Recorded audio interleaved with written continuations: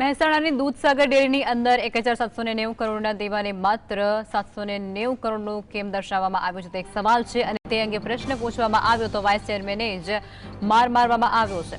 મહેસાણાની દૂધસાગર ડેરીની અંદર રાજકારણ એટલી હદે ગરમાયું છે કે મારામારીની ફરિયાદ કરી દેવામાં આવી છે।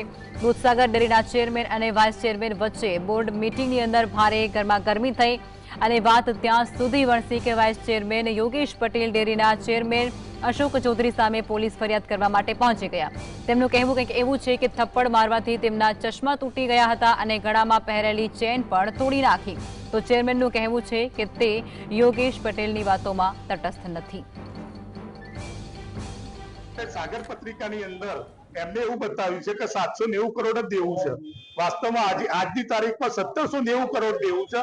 1790 કરોડના લોન પેપર લઈ ગયો હું કે ભાઈ આ બેંકમાંથી લોન લીધું। તમે સાગર પત્રિકા પશુપાલકોને કેમ જૂઠું બોલો છો?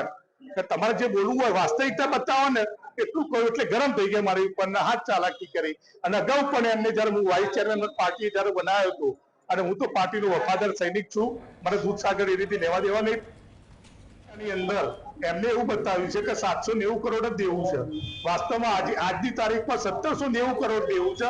1790 કરોડના લોન પેપર લઈ ગયો હું કે ભાઈ આ બેંકમાંથી લોન લીધું। તમે સાગર પત્રિકા પશુપાલકોને કેમ જૂઠું બોલો છો? કે તમારે જે બોલવું હોય વાસ્તવિકતા બતાવો ને એટલું કહ્યું એટલે ગરમ થઈ ગયા મારી ઉપર હાથ ચાલાકી કરી। વાઇસ ચેરમેન શ્રીએ જે પ્રશ્નો પૂછ્યા હતા એના બધા તમે ખુલાસા આપ્યા છતાં પણ એ પછી ઉગ્ર થઈ ગયા અને ઉગ્ર બોલાચાલી કરવા લાગ્યા, અપશબ્દો બોલવા લાગ્યા।